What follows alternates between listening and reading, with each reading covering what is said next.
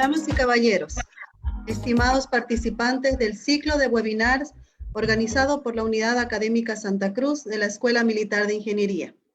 Con la venia del señor coronel diplomado en Altos Estudios Nacionales, Mirko Homero Peñalosa Escalera, director de la Unidad Académica Santa Cruz, sean bienvenidos al webinar Geotermia como energía renovable. El presente webinar es organizado por las carreras a nivel técnico superior de la Escuela Militar de Ingeniería, Unidad Académica Santa Cruz, al público en general. A continuación, daremos inicio a este webinar a cargo del ingeniero Dani Miguel Revilla Vargas. Él es titulado de Ingeniería en Gas y Petróleo de la Universidad Udabol de Cochabamba, Bolivia. Cuenta con un curso de especialización Advanced Training and Research de la Universidad de las Naciones Unidas de Islandia, diplomado en especialización en geotermia de la Universidad del Salvador, diplomado en tecnologías de exploración y explotación de hidrocarburos de la Universidad UPB de Cochabamba, Bolivia. En su currículum profesional se desempeñó en realidad como asistente profesional en YPFB Chaco en las áreas de perforación, producción y reservorios. También fue docente de perforación petrolera y laboratorio de fluidos de perforación en la Universidad de la Escuela Militar de Ingeniería. También fue ingeniero de perforación y pruebas de pozos en proyectos geotérmicos Laguna Colorada, Empresa Nacional de Electricidad ENDE. También ingeniero de producción y mantenimiento en planta de concentración de minerales. Actualmente, él es ingeniero de producción y mantenimiento en planta de concentración de minerales. A los presentes, muchas gracias por su participación. Concluyendo con el webinar, podrán realizar las preguntas que deseen sobre este importante tema. Adelante, por favor, ingeniero Revilla.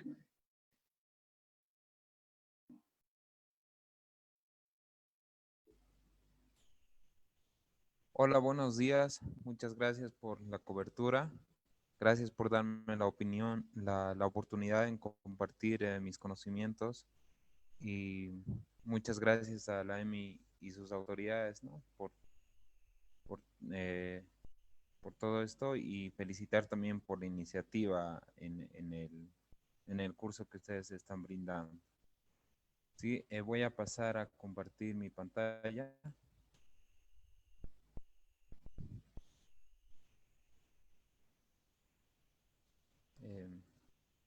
Aquí en la imagen podemos ver un pozo geotérmico en producción, el cual está ubicado en el campo Sol de Mañana, en la provincia Sudlipes de Potosí, Bolivia.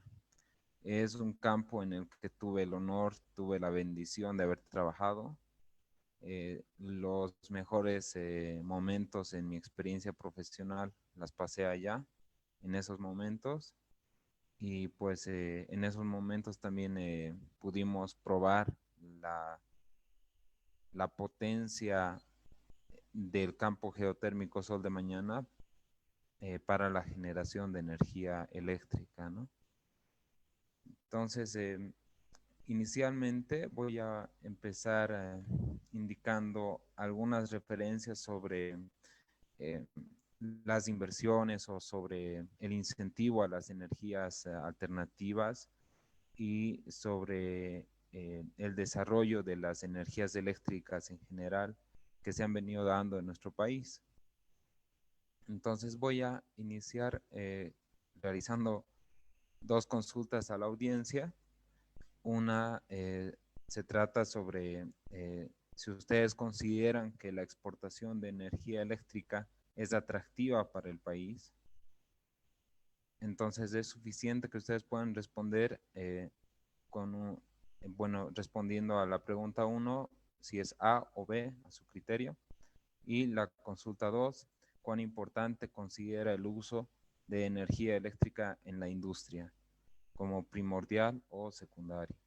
Entonces, esto simplemente para recabar opiniones, ¿no? Y también que pueda servirles de ayuda para motivar al estudio que ustedes han decidido tomar en sus vidas.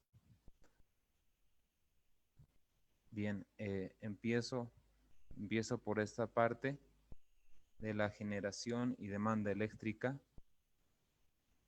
Actualmente, en Bolivia aproximadamente a partir del año 2008, la oferta y la demanda han tenido picos muy justos, es decir, habían tiempos en los que la demanda de energía no era suministrada, ¿no? Eso el 2004, y desde ese año empezaron a invertir más en la generación, ¿no? Y, empezaron las inversiones a ser potencialmente desarrolladas en las empresas como Andina, Corani y muchas otras.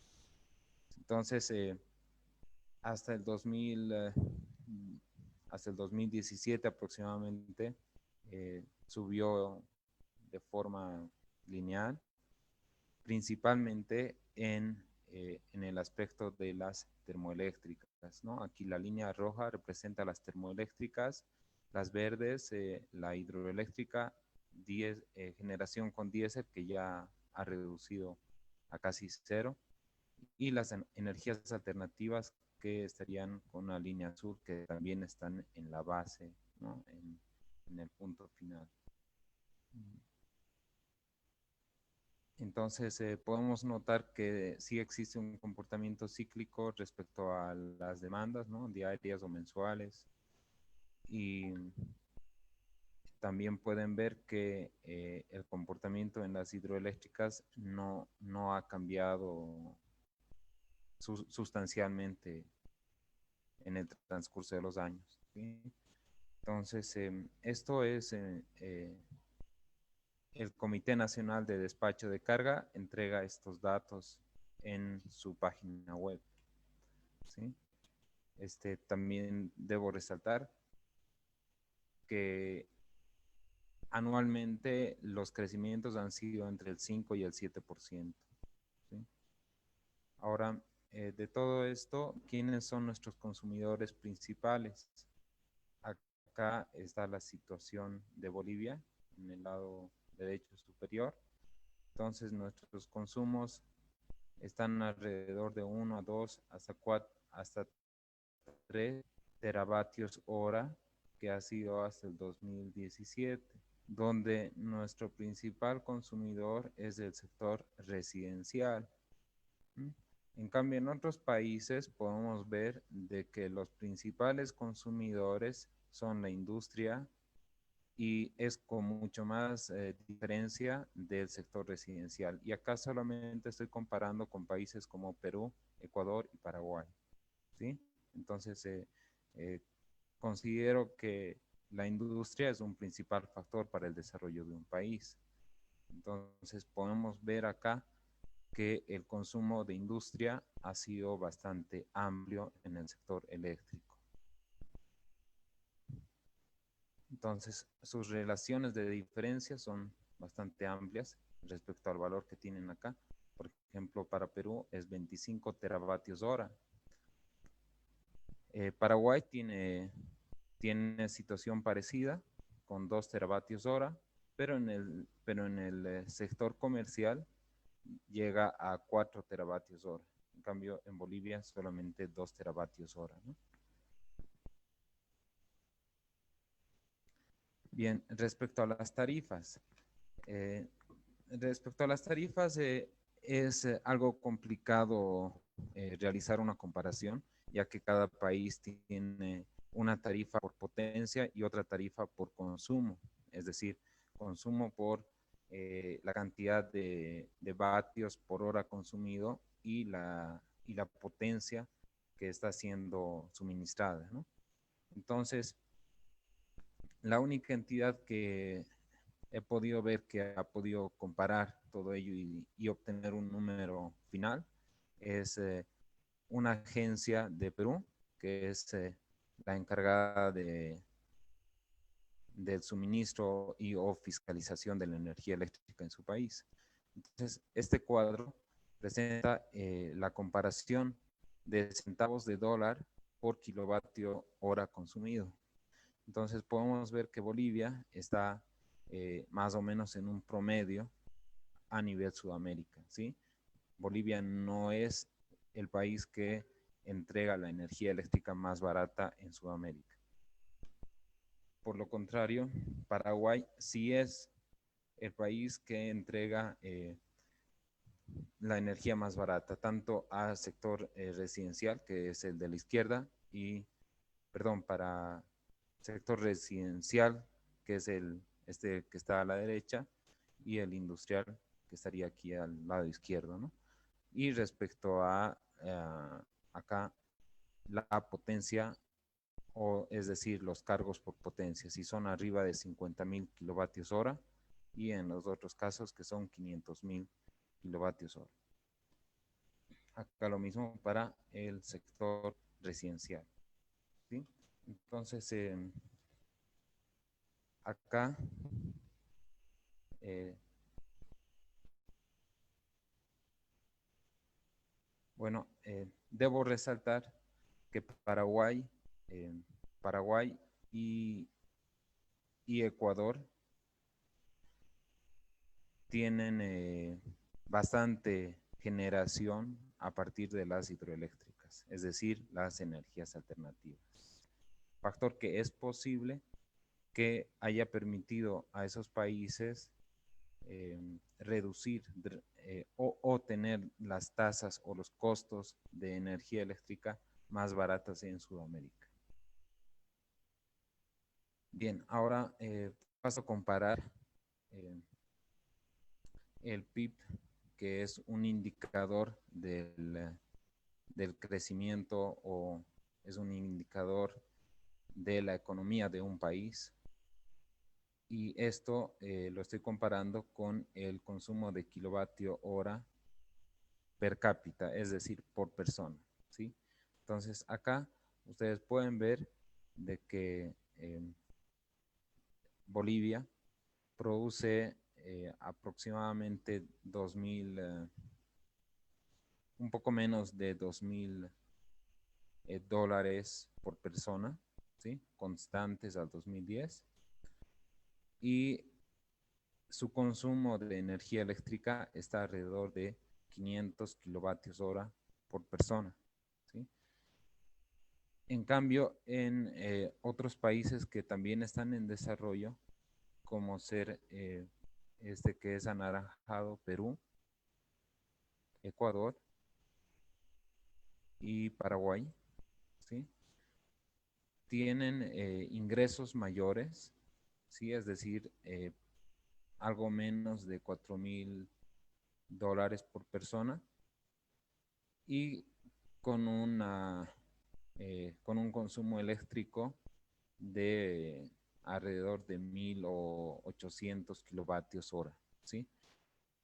Entonces, eh, los países más desarrollados consumen más energía, pero también tienen más ingresos, ¿sí? Entonces, esta es una relación de que países que consumen más energía también tienen mejores ingresos económicos. Esto es al año 2000, al año 2005, al año 2010 y al año 2014. Entonces, al año 2014, ustedes pueden ver de que acá en teoría, por ejemplo, Chile, ¿sí? Tiene un ingreso económico alto y tiene también un consumo eléctrico alto, ¿sí?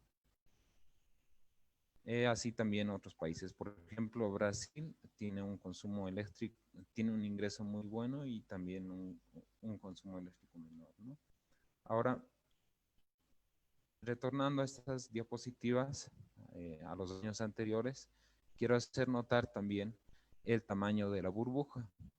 El tamaño de la burbuja acá indica emisiones de CO2, ¿sí? Entonces, en estas emisiones de CO2, la burbuja más pequeña representa un valor de 1 tonelada por persona, es decir, 1 tonelada de emisiones de CO2 por persona. En cambio, la burbuja más grande representa 6 toneladas de CO2 por persona. Entonces ahí pueden ver que, por ejemplo, Paraguay consume bastante energía eléctrica, pero su cantidad de emisiones de CO2 es bastante pequeña. Prácticamente podríamos decir que es entre 1 a 2 toneladas por persona. En cambio, en el caso de Bolivia, según el valor, son aproximadamente 2.5 toneladas por persona. Situación que es muy parecida a países que tienen ingresos económicos muy altos, como ser Colombia, Perú o Brasil, ¿no? Y la situación obviamente ha sido reducida o ha sido contenida por otros países, pero por Bolivia no. Eso podemos ver en los datos históricos hacia el 2005, ¿sí? Donde podemos ver que varios países han incrementado su energía, pero el tamaño de su burbuja se ha mantenido. En cambio, en Bolivia al 2014 el tamaño de su burbuja ha crecido, ¿sí? Es decir, tiene más cantidad de emisiones de CO2, pero su nivel económico no ha cambiado, no ha cambiado a un nivel favorable, ¿sí? Entonces producimos cantidades de CO2 similares a países extranjeros, no tenemos buenos ingresos económicos y pues la energía no es suficiente, ¿no? Entonces ahí podemos comparar el desarrollo de nuestro país, ¿no?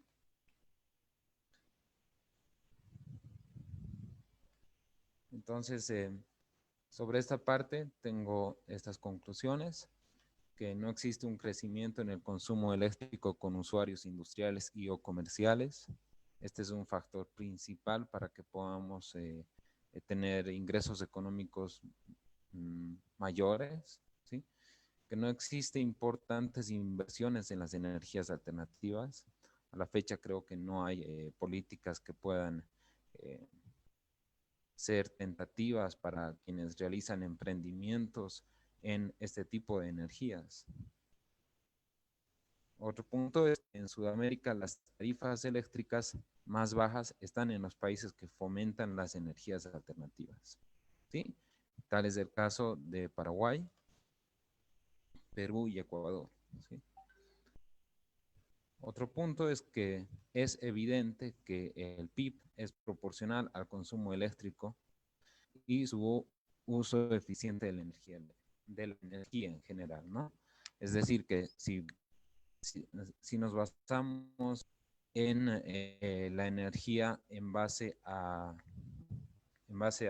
los combustibles fósiles, pues puede ser que nuestro nivel económico no suba como quisiéramos, ¿sí? En especial ahora que podemos ver que el petróleo y tal vez en menor proporción el gas son energías que pueden ser volátiles, ¿no? Que dependen de un mercado que se cotiza en las bolsas de valores.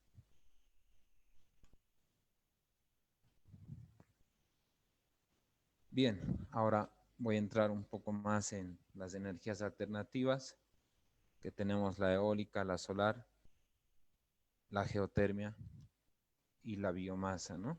Todas estas generalmente se consideran renovables, es decir, que no serían consideradas energías finitas.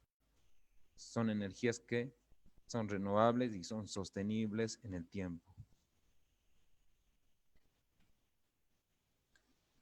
Bien, acá no voy a profundizar en los valores, ¿sí? Hay mucho que aprender en este sector, pero los principales términos que tienen que aprender para evaluar a una energía alternativa es la capacidad por unidad que tiene estos tipos de energía, ¿sí? Entonces cada uno tiene diferentes valores.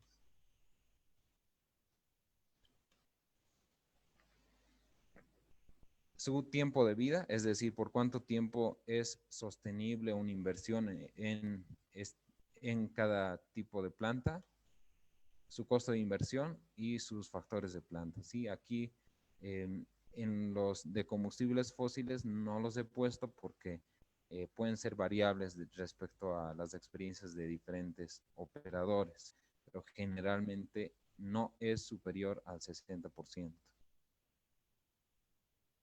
Los costos de inversión, y aquí al lado hay un factor muy importante que es el costo de operación y mantenimiento.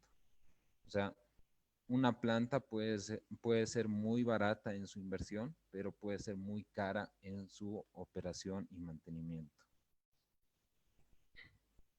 Bien, entonces de allá que se realizan algunas comparaciones y ustedes de experiencias de plantas ya desarrolladas y que han comparado en otros países, han logrado estimar que la energía geotérmica podría ser la más económica si consideramos una producción con un factor de planta arriba del 80%. Es decir, que de los 365 días que tiene el año, estaría produciendo el 80% de todas esas horas activas.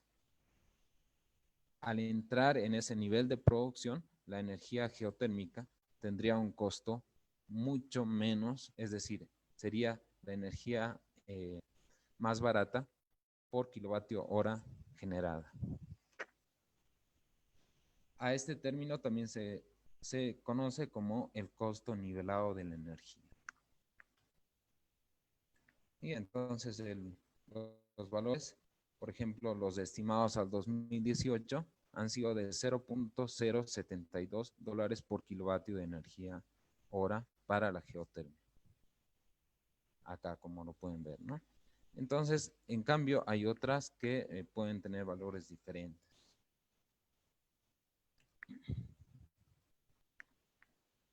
Respecto a las etapas de inversión, que acá esta gráfica puede indicar mucho con tan solo esta imagen.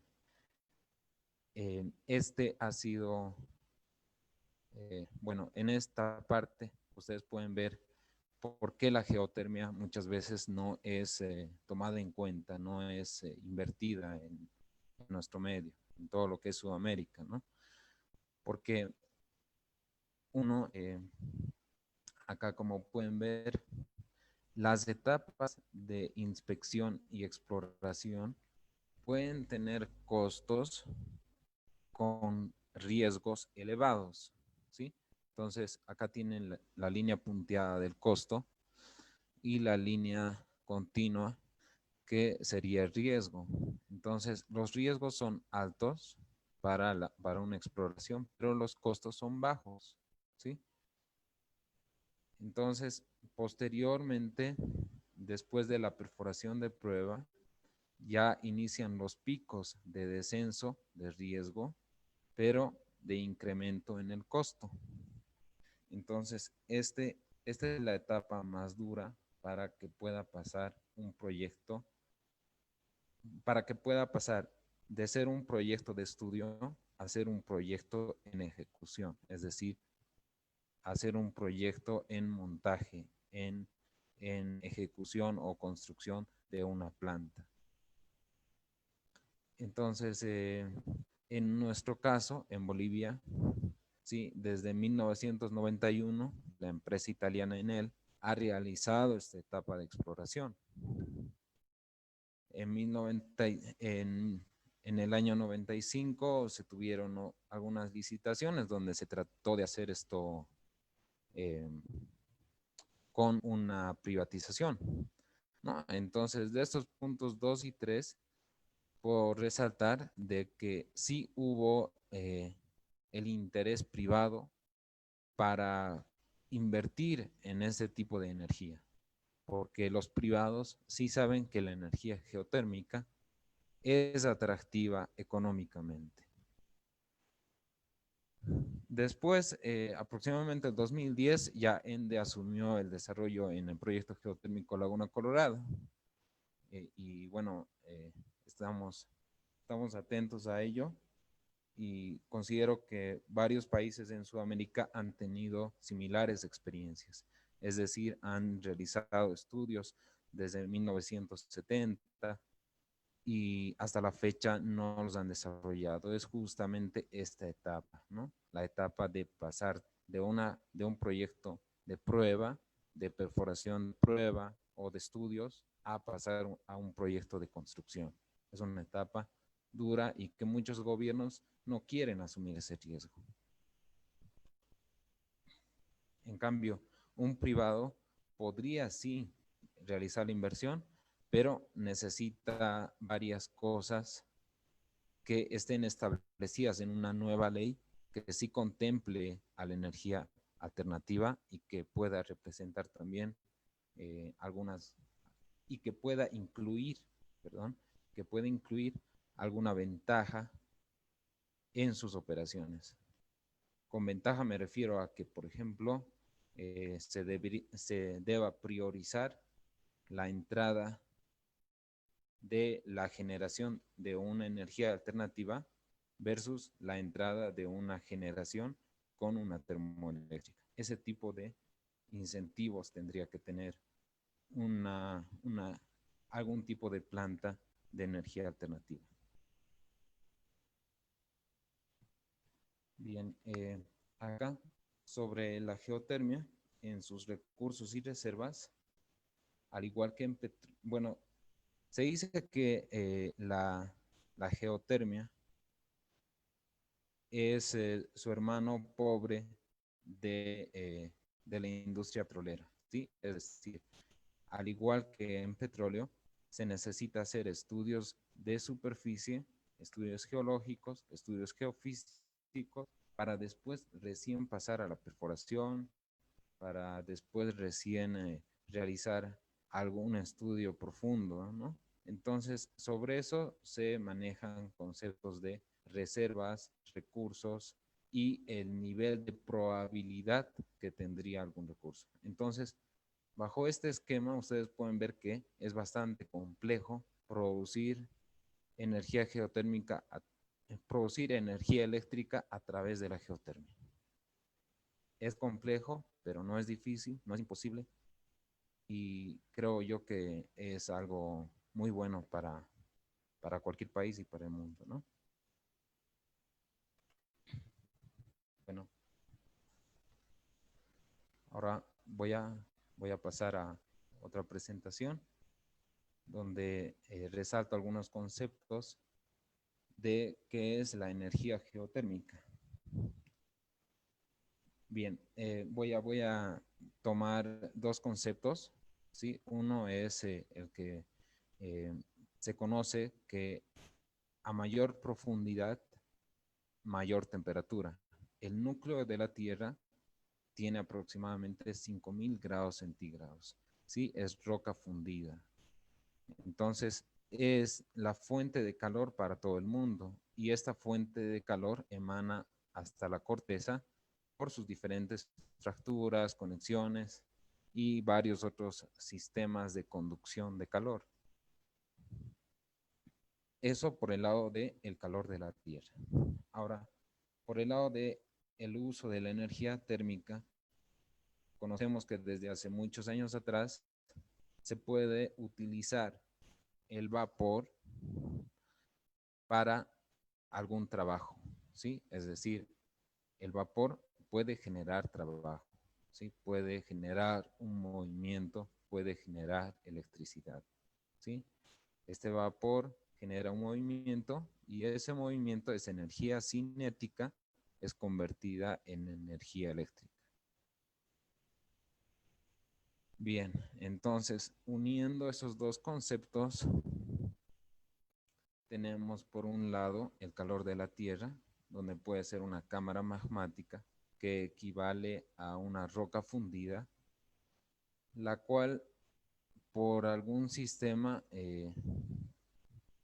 lleva ese calor hasta diferentes niveles de la Tierra, ¿sí? Por otro lado, en la superficie tenemos un sistema hidrogeológico o hidrológico también, ¿no? Donde tenemos lluvias, tenemos nevados y todo ese sistema que corresponde al ciclo del agua.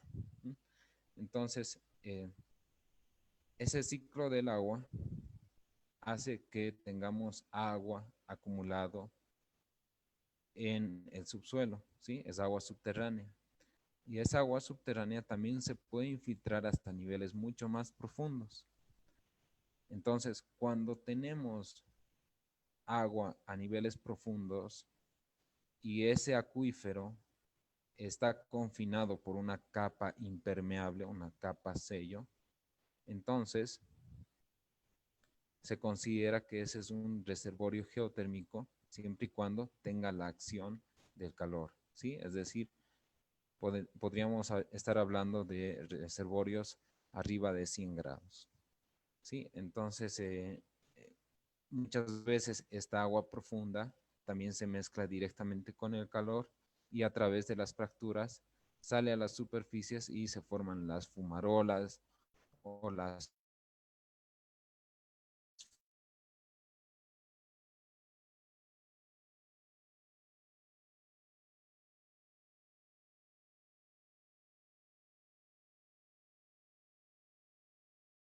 vertientes, ¿sí? Y pues toda esa acumulación de agua caliente puede ser, producida, puede ser aprovechada a través de pozos de producción, ¿sí? Toda esa producción es llevada a la planta que va a transformar esa energía térmica en energía eléctrica y posteriormente ese condensado va a ser inyectado al reservorio geotérmico. Hay dos tipos de pozos de reinyección, un pozo de reinyección en caliente y otro tipo de pozo de reinyección en frío. Esto se utiliza para no enfriar las diferentes zonas del reservorio. Es decir, un pozo de reinyección en frío debería estar situado lejos de una zona de producción caliente, ¿sí?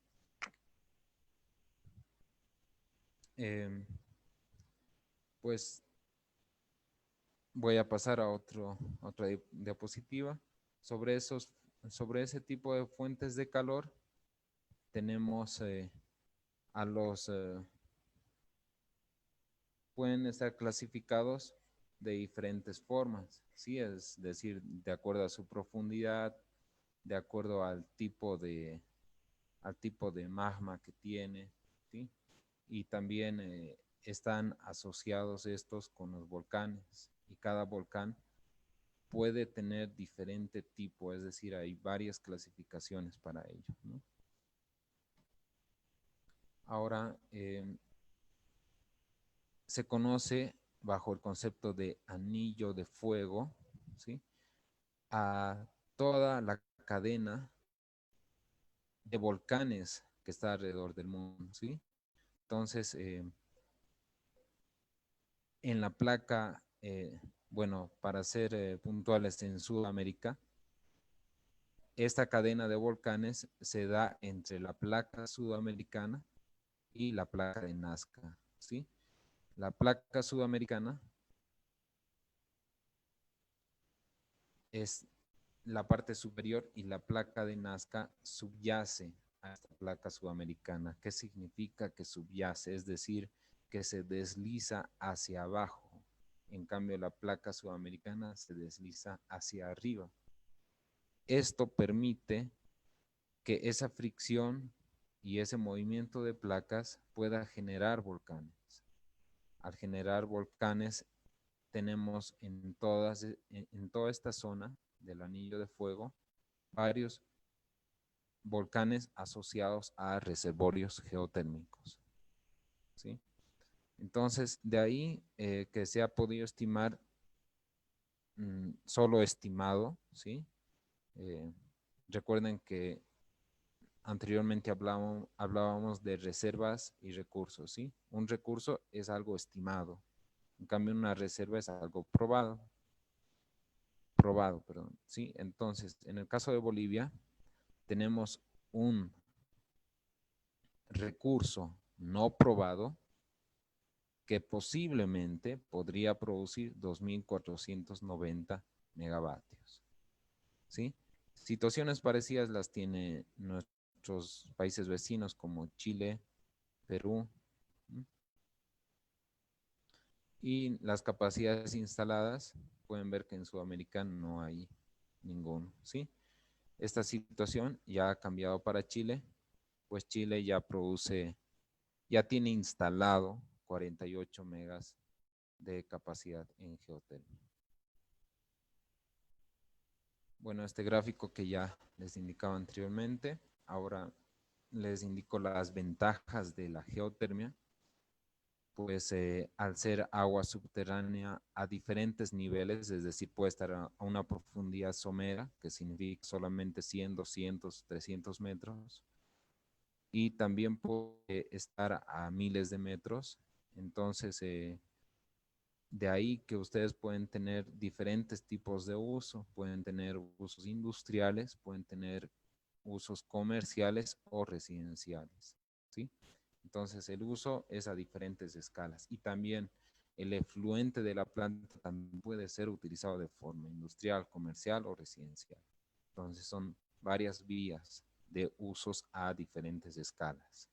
No solo es para generación de energía eléctrica.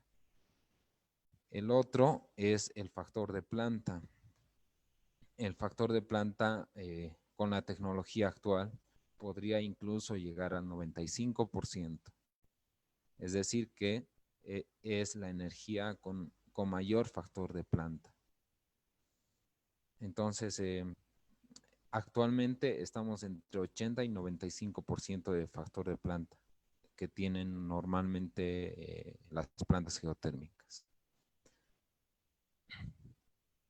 Ahora, la energía, bueno, esta energía geotérmica es considerada una energía alternativa y renovable, porque no emite gases contaminantes y porque es renovable. Se dice que es renovable porque toda la masa que producimos de los pozos de producción es reinyectada al reservorio a través de los pozos de inyección. ¿Sí? Entonces es una energía que se reinyecta, es una energía que es renovable.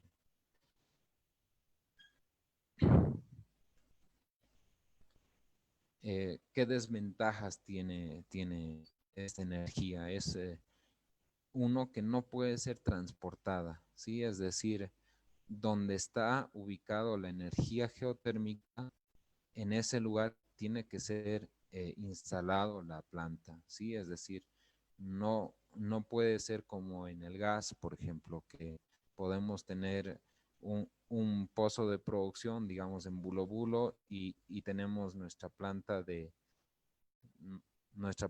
tratamiento en Entre Ríos, que está a tal vez 20 kilómetros de distancia. Esas distancias no son comunes en lo que es el sistema de producción de la geotermia. Normalmente estamos hablando de 1, 2 kilómetros, máximo será tal vez unos 5 kilómetros en el mejor de los casos. Porque si transportamos esa energía en cada medio no puede ser transportada. Ahora, tampoco puede ser utilizada fácilmente. Es decir, si lo van a utilizar en balnearios, obviamente va a ser muy fácil de usar, pero tal vez utilizar en un balneario no es tan atractivo para un proyecto que tiene la finalidad de lucrar, ¿no? Es decir, un proyecto que sea económicamente viable. Necesitamos esta energía, ¿sí? Por ello es que los costos de inversión generalmente son elevados. Bueno, acá debo añadir que una ventaja también es que el costo de operación y mantenimiento en este tipo de plantas son bajos, ¿sí? Entonces acá tenemos costo de operación y mantenimiento bajo y acá tenemos costo de inversión. El capital inicial es bastante alto. Bien, los usos de la geotermia. Tenemos que a escalas de arriba de los 150 grados se puede utilizar en plantas geotérmicas. Este tipo de plantas son conocidos como flash, o sea, es decir, que funcionan con un solo ciclo, que es algo más sencillo de aplicar, y y otro tipo de tecnología que es la binaria, donde ahí tienen un fluido secundario, ¿sí? Es decir, como que utilizan intercambiadores de calor para utilizar un fluido secundario. Entonces, estos son los dos tipos de tecnologías en las plantas geotérmicas. Después, otros usos son pues son los invernaderos, la crianza de peces, el secado de alimentos, el secado de productos de construcción, ¿sí? Es decir, por ejemplo, los drywalls, los ampliamente conocidos balnearios. Después, en otros países que son muy fríos, como ser en Islandia, utilizan también para el deshielo de caminos. En otros países que sí tienen ya elevadas buenos ingresos, pues pueden invertir en calefacciones para hoteles y otro tipo de sistemas, ¿sí? Y pues también existen muchos otros tipos de aplicaciones, ¿sí? Entonces, eso es todo lo que tenía para presentarles. Espero que no haya sido muy corto. Y pues espero sus consultas.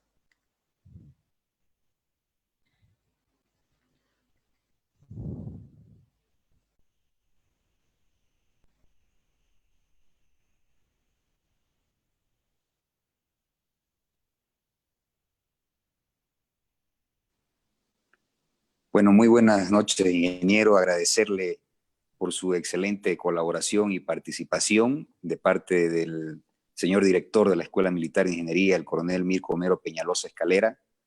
De parte mía, como jefe de las carreras técnicas de la Escuela Militar de Ingeniería, muchísimas gracias por todo su conocimiento, por toda su experiencia que ha compartido con todos nosotros. Agradecido también con la audiencia que está conectada en este momento. Quiero informarles a todos los que nos están viendo que el objetivo de esta conferencia era familiarizar a todo el público acerca de lo que son las energías renovables, que es parte de las carreras o una de las carreras que ofrece la Escuela Militar de Ingeniería a nivel técnico superior. Actualmente contamos con 4 carreras, que son la carrera de sistemas electrónicos, construcción civil, informática y energías renovables. Estas carreras se van a habilitar, o bueno, están habilitadas actualmente, tenemos estudiantes que cursan estas carreras y próximamente el segundo semestre se habilitará en el mes de julio. Entonces, esta conferencia ha sido con esa finalidad de familiarizarlos a todos, de fomentar fomentar el conocimiento acerca de las energías renovables, que son una alternativa que hoy en día que están surgiendo y que se necesitan debido a la escasez de recursos que se ve. Y es una gran opción debido a que es diversa, es amplia, como ya lo mencionó el ingeniero, es rentable económicamente. Y bueno, estamos invitando a todos los estudiantes que están saliendo bachilleres o aquellos que desean cursar otra carrera adicional. Las puertas de la Escuela Militar de Ingeniería están abiertas. Tenemos información en nuestras páginas para que puedan conectarse, llenar sus datos, para que nosotros los registremos. Los costos de las carreras son muy bajos. Tenemos actualmente una mensualidad de 350 bolivianos en el nivel técnico superior, totalmente accesible y en horarios muy flexibles para la gente que trabaja y que desea continuar otra carrera. Ingeniero, me permito leer algunas de las preguntas de la audiencia, por favor, para que usted las pueda aclarar. Nos dice un espectador: el mercado laboral de un ingeniero ambiental que se quiera dedicar al desarrollo en energías renovables aquí en Bolivia es amplio, o recomienda buscar mejores oportunidades en el exterior. Y si fuera así, ¿qué países de Latinoamérica está más desarrollado en el área de energías renovables? Le cedo la palabra, ingeniero. Ok, muchos comentarios. El país sudamericano que más necesita profesionales interesados en el sector ambiental, en el sector de energías alternativas, en tecnologías, creo yo que realmente deberíamos evitar la fuga de nuestros profesionales, es decir, evitar que ellos puedan pensar en emigrar a otros países, ¿no? Respecto a los consejos, creo que un ingeniero ambiental puede principalmente tocar el tema de los bonos de carbono. Es decir, eh, creo yo que todos los países, excepto Bolivia, ha entrado al protocolo de Kioto, sí, que es un pacto entre varios países donde se ha determinado cierto pago en dinero por la cantidad de emisiones de carbono que no produce una industria. Es decir, si por ejemplo genero 50 megavatios a través de la energía solar, yo estoy generando energía, pero no estoy contaminando. Entonces ahí es cuando, digamos, esa planta tendría que recibir.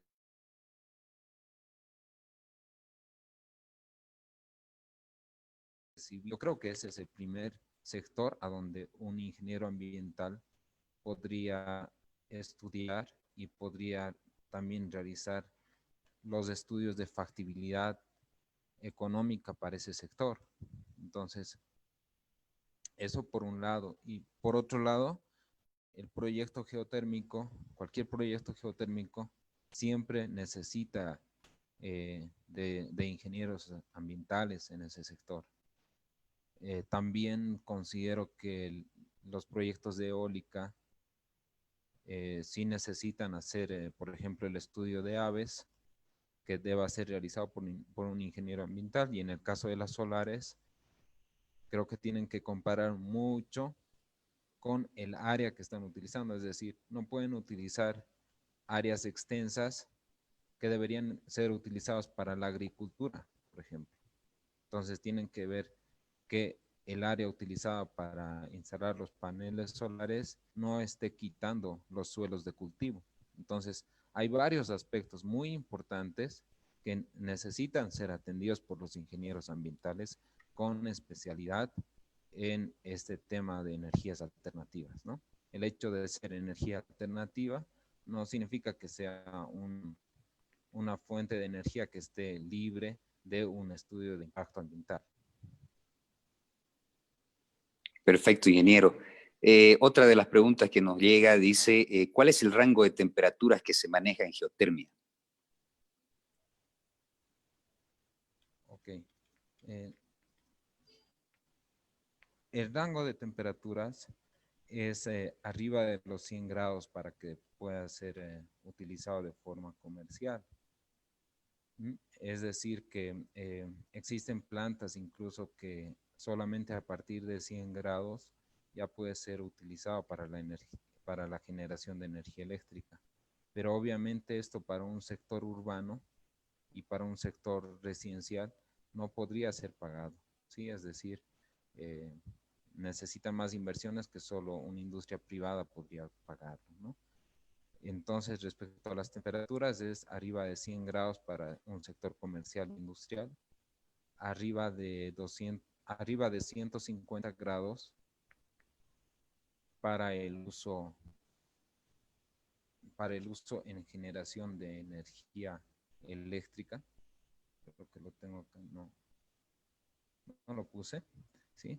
Eh, entonces estamos hablando que entre 150 a 300 grados es comúnmente utilizado para la generación de energía eléctrica. Normalmente un proyecto para energía geotérmica, estamos hablando de 200 a 250 es la temperatura común, es la temperatura del reservorio para ser considerado sostenible, ¿sí? Y eso se tiene que relacionar con el flujo o con el caudal de producción. Respecto a los usos, respecto a los usos directos que están acá, mira, a 25 grados, por ejemplo, puede ser utilizado para calentar ambientes domiciliarios de 25 a 30 hasta 50 grados. Sí, esos son usos para hoteles, para calefacción de campamentos mineros, de hoteles residenciales y todo ello, ¿no? Y entre 50 a 100 grados, incluso tal vez con 30, ¿no? Eh, Dependiendo de qué tecnología utilizan en invernaderos, acuacultura y muchos otros, ¿no? Que se pueden dar. Entonces, el, el rango de temperatura es bastante amplio, ¿sí? Como les digo, hay diferentes usos. A este lado tenemos el uso para la generación eléctrica de 150 a 300 y ya de 150 para abajo también están infinidades de usos, ¿no? Perfecto, ingeniero. Tenemos otra pregunta. Se ve que realmente el tema ha sido muy interesante y ha generado inquietudes en nuestros espectadores y nos dicen, si bien hace mención de que la geotermia tiene distintos usos y uno de ellos es la piscicultura o acuacultura, ¿cuál es el uso que se le da en esta área o de qué forma puedo aplicar la geotermia en la piscicultura? Ok. Eh, un tema que faltaba responder anteriormente es qué país utiliza bastante esto de las energías alternativas. Yo el que más puedo, de los que mejor puedo hablar es de Islandia y de El Salvador, donde utilizan la geotermia, ¿no? Y Japón. Entonces, allá ellos utilizan, bueno, en Islandia utilizan eh, fuentes de agua caliente o sus residuos de agua caliente para calentar algunas piscinas o estanques de crianza de peces. Allá las temperaturas ambientales están eh, en muchas ocasiones por debajo de los 0 grados. Entonces necesitan eh, otras instalaciones y de otros equipos para que puedan mantener la temperatura del estanque en la temperatura recomendada para la crianza de peces. Entonces, eso está en función del tipo de pez que tienen ahí, ¿no? Hay peces que necesitan estar a 25 grados, otros a 20 grados y otros a 15, ¿no? Entonces, básicamente necesitan aplicar el uso de otros equipos, intercambiadores de calor y bombas de calor que puedan, que permitan a, al sistema de los estanques mantener la temperatura apropiada para la crianza de esos peces.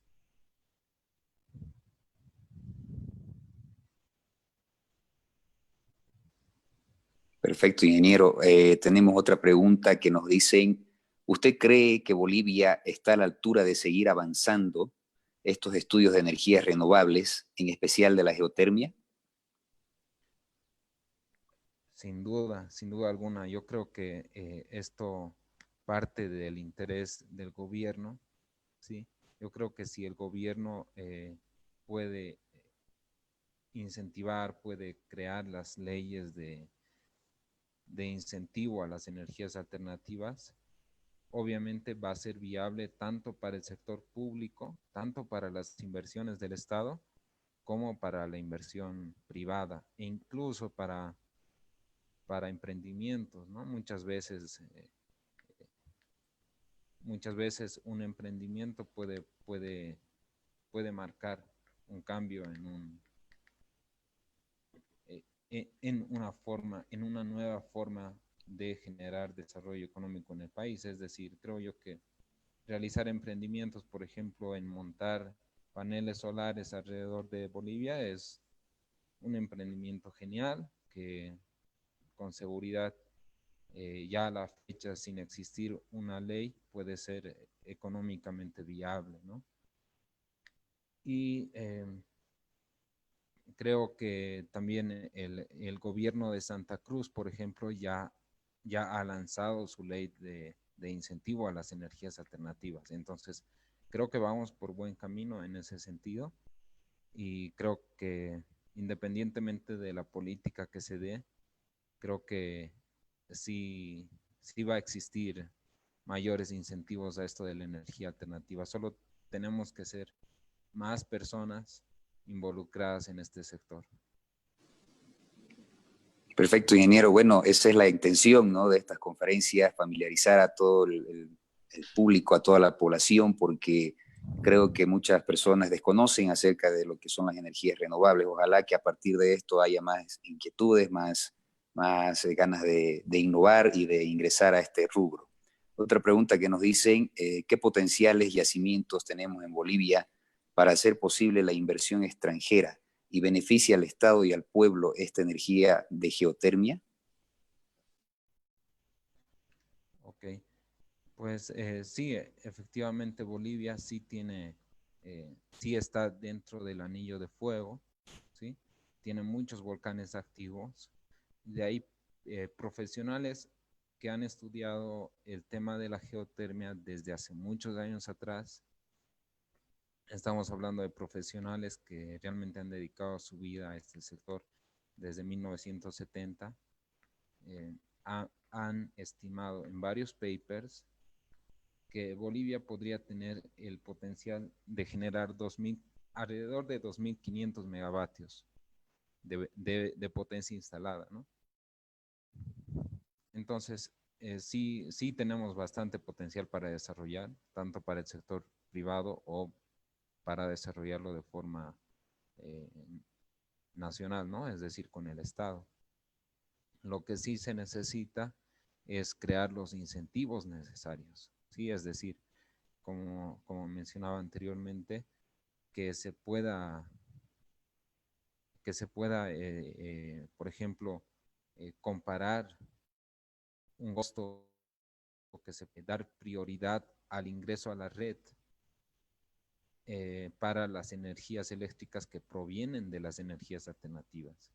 Entonces, ese tipo de leyes va a hacer que un privado quiera invertir en Bolivia, porque está seguro que siempre va a tener prioridad en la red eléctrica. Y lo otro es que estos 2.500 megas son solo recursos probables. Nunca ha sido probado, es decir, no existe la certeza de que Bolivia solamente tenga 2.500 menos, como puede que sea más. Entonces, lo que necesitamos es hacer más estudios para comprobar y para certificar el potencial de recursos que tenemos. Después de certificar la capacidad o la potencia que tenemos, solamente las inversiones privadas. Es decir, una inversión privada no, tal vez no quiera realizar inversiones si es que no existen reservas que han sido estudiadas a más detalle, es decir, que pueda estimar o que pueda brindar alguna referencia del recurso y de su capacidad o de su área del reservorio geotérmico. Muy bien, ingeniero. Bueno, vemos que realmente este tema genera mucha duda, mucha curiosidad y eso nos agrada porque se está cumpliendo la finalidad de esta exposición y bueno, pues el conocimiento que usted ha impartido realmente ha sido adecuado. Seguimos con más preguntas. Nos dicen, ¿cuáles son otros puntos estratégicos donde se puede establecer una empresa de generación de geotermia? Eh, pues el tema es interesante, ¿no? Lo que acaba de decir es de estrategia. Entonces, en ese aspecto creo yo que es más estrategia de país. Entonces, si consideran importante la exportación de energía eléctrica. En ese sentido, tal vez la exportación de energía generada de la térmica no es nativa porque su costo de operación es alto, ¿no? Es decir, tenemos que considerar que estamos quemando gas y estamos emitiendo carbono. En cambio, en la geotermia, además, una termoeléctrica tiene que considerar varios kilómetros de distancia desde la planta hasta el punto fronterizo. En el caso de Bolivia, en el caso de la geotermia, tenemos varios reservorios geotérmicos que están muy próximos a la frontera. Entonces, eso permite que se puedan crear, que se puedan instalar las plantas geotérmicas en estos puntos fronterizos. Ahora, al tener 95% de factor de planta, tenemos mucha capacidad de producción, mucha capacidad de enviar energía eléctrica a nuestros países vecinos. Entonces, si tal vez no se va a profundizar la energía eléctrica para la industria, entonces exportar la energía eléctrica alternativa generada con la geotermia es pues muy tentativo porque todos esos campos están a solo menos de 20, 30 kilómetros de los puntos fronterizos con Chile, Perú y o Argentina, ¿no? Entonces, en ese sentido, creo yo que estratégicamente las geotérmicas están para mucho. Además que en esta zona andina están muchos yacimientos mineros. Los yacimientos mineros pues necesitan mucha energía, ya sea para su proceso y tal vez, ¿por qué no? De aquí a muchos años podría pensarse en la fundición, ¿no? Entonces, el requerimiento de energía eléctrica en la zona andina es amplio.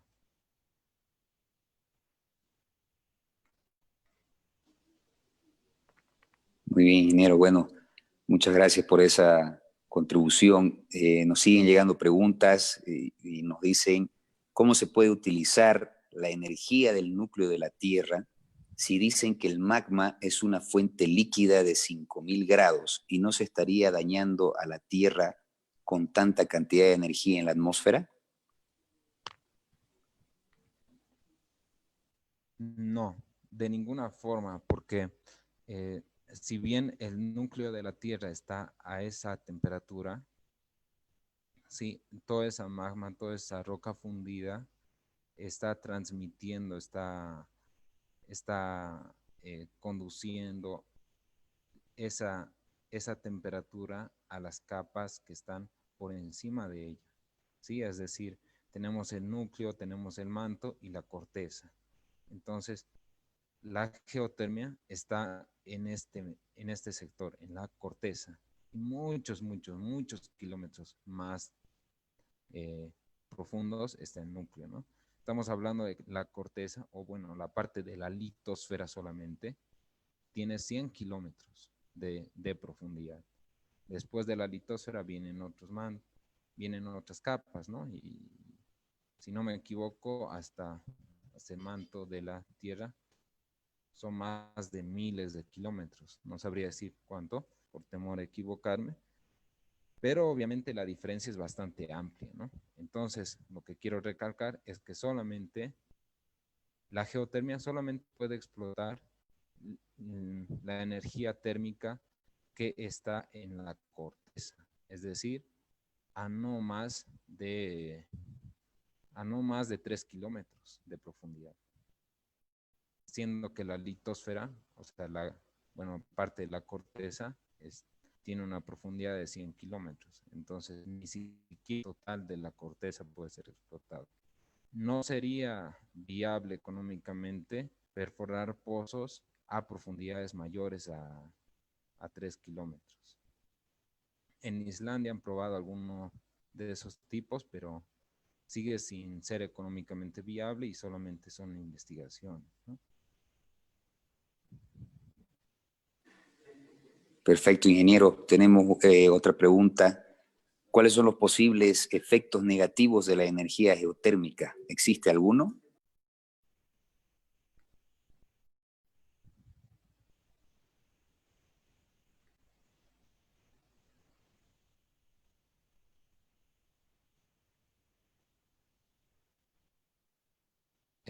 No lo escuché completo, pero entendí que cuáles son las desventajas, ¿no? Los Entonces, efectos sería negativos, ingeniero, exactamente. a los efectos negativos, pues a la atmósfera tal vez es que si la geotermia necesita eh, varios ductos, ¿sí? Es decir, de cada pozo tiene que haber un ducto que transporte la energía del pozo hasta la planta.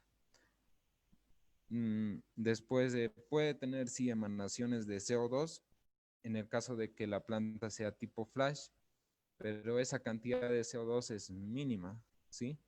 En especial, por ejemplo, en nuestro caso, en el campo Sol de Mañana, la cantidad de CO2 es muy baja. Y en el caso de que fuera alto, existen equipos eh, que se llaman recipientes de, mm, de condensación, no, perdón, bueno, estos equipos permiten atrapar los gases no condensables que son el CO2 y el ácido sulfídrico, ¿no? Entonces, torres de abatimiento es su nombre. ¿Sí? Entonces, estas, estos recipientes permiten reducir la emanación de gases contaminantes a la atmósfera. Entonces, eso, además con la tecnología actual, con las binarias, podría ser mitigado ampliamente. Entonces, las desventajas en el sector de impactos ambientales es bastante bajo, ¿no? Bueno, ingeniero, para finalizar ya este ciclo de preguntas, quisiera hacerle conocer una inquietud más que una pregunta. Según lo que nosotros tenemos entendido y el amplio currículum que usted tiene, usted ha realizado especializaciones en el país de Islandia. Entonces, nos gustaría, por favor, que nos comente a todos los espectadores cuál es el desarrollo que usted ha visto en ese país en cuanto a las energías renovables en general. Si nos pudiera comentar, por favor.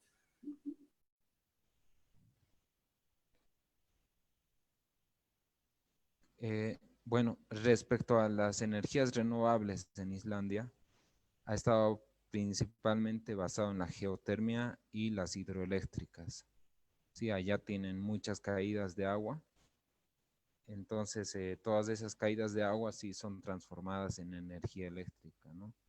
Y por otra parte, Islandia es un país que tiene mucha actividad geotermal y pues lo aprovechan mucho constantemente. De hecho, ellos no han llegado a su potencial máximo. Si no me equivoco, ellos tienen más de 700 megas de, de generación con la térmica y tienen miles de megavatios generados con las hidroeléctricas. Prácticamente la generación con fósiles creo que es cero. Las generaciones también con solar y eólica son, creo, menores, no recuerdo el dato, pero no es algo que sea muy impulsado en ese país, ¿sí? Es la geotermia y, y las hidroeléctricas. Entonces, ellos mayormente tienen un alto consumo en la industria del aluminio, ¿no? Un gran porcentaje de esta energía eléctrica es utilizado en ese sector de aluminio, ¿no? Entonces, tienen ese recurso y ese recurso lo explotan hasta prácticamente tener aluminio en producto terminado, ¿no? Entonces, el uso de este exceso de energía eléctrica que han generado con las dos fuentes indicadas les ha permitido capitalizarse en el sector industrial minero de aluminio, ¿no? Actualmente Islandia es considerada como un país modelo en todo lo que es la Unión Europea. Entonces creo que es un país donde realmente uno puede aprender mucho de lo que es la geotermia y el manejo de estas fuentes de energía alternativa, ¿no? Bueno, interesante de verdad la diferencia que existe, ¿no? entre ellos y otros países que seguramente también tienen o han desarrollado este tipo de energías, pero con seguridad que no estamos lejos de aplicarlo, no estamos lejos de volvernos un país que produce o genera energías renovables, porque los recursos los tenemos, y como usted mencionaba, simplemente nos falta un poco de incentivo y de apoyo quizás por parte del Estado, ¿no? Estrategias gubernamentales. Ingeniero, yo la verdad le quedo muy agradecido por haber aceptado la invitación que le hizo la Escuela Militar de Ingeniería, basado en su profesionalismo, en su capacidad, en la capacitación y experiencia que usted tiene en cuanto a esta rama. Espero que la información haya sido útil para todos los espectadores. La finalidad era que todos se familiaricen con esta carrera, con este tema, y que conozcan que la Escuela Militar de Ingeniería ofrece la carrera de energías renovables en su nivel técnico superior. Como ya había mencionado anteriormente, estamos ofreciendo 4 carreras en este nivel educativo, y los links de acceso a la información están quedando en la plataforma de Zoom, en el chat de la plataforma de Zoom, y de igual forma están en los comentarios de la página de Facebook Live que tiene la Escuela Militar de Ingeniería. Le quedo muy agradecido a nombre del señor director de la Escuela Militar de Ingeniería, a nombre mío, a nombre de todo nuestro plantel administrativo, ingeniero. La verdad ha sido un honor contar con un profesional de su trascendencia, y esperamos pues nuevamente volver a contar con usted en próximas oportunidades, ya que vamos a seguir realizando este tipo de seminarios, este tipo de conferencias para comunicar, informar al público y obviamente ofrecerles nuestra casa de estudio para que se puedan formar y ser mejores profesionales el día de mañana. Muchas gracias, ingeniero. Voy a darle paso a nuestra monitora de la conferencia para, bueno, ya ir cerrando este ciclo este seminario. Muchas gracias, ingeniero. Muy bien, gracias, capitán. Y bueno, sí, no está de más agradecerle nuevamente, ingeniero, por por el tiempo que nos ha brindado ahora. Y bueno, a todos los presentes por haber estado también atentos a esta conferencia, invitarlos, vamos a seguir en esta misma línea, con conferencias que puedan aportar mucho a los conocimientos, sobre todo para que puedan animarse, ¿no? En las ofertas de las carreras que nosotros tenemos como Escuela Militar de Ingeniería, especialmente en el tema de las carreras técnicas, ¿no? Les informamos el jueves 2 de julio a las 19 horas, vamos a tener una nueva conferencia más relacionada al tema que hemos tocado hoy, que es importancia de energías renovables en la actualidad. Esto va a estar a cargo del ingeniero Daniel Villarruel Camacho. Así que los esperamos a todos.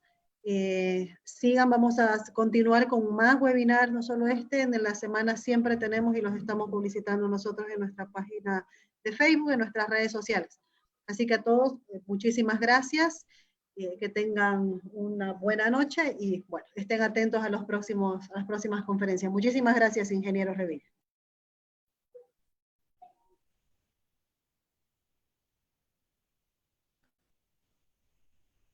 No, las gracias a ustedes, gracias a la Escuela EMI, gracias capitán, gracias Cintia, Fabricio, por la invitación que me han hecho. Yo aplaudo la iniciativa que tiene la escuela porque, como les decía, creo que necesitamos ser más las personas involucradas en temas de energías alternativas, y solo de esa forma creo que podríamos obtener mayores atenciones de parte del gobierno, ¿no? Entonces, yo realmente los animo a todos los estudiantes a que puedan participar de esta nueva carrera que está aperturando la EMI, y porque no necesariamente ustedes pueden pensar en las bolsas de trabajo que se podrían crear, porque la energía alternativa sí va a tener bastante bolsa de trabajo, pero más allá de eso es que también ustedes pueden tener emprendimientos con este sector, ¿sí? Para realizar emprendimientos no necesitan nada más que profundizar un poco los conocimientos, y pues ya podrían ser ustedes dueños también de su propio tiempo. Pues muchas gracias a todos nuevamente y me despido. Fuertes abrazos, cuídense y quédense en casa. Así es, muchísimas gracias y buenas noches a todos. Chao, chao.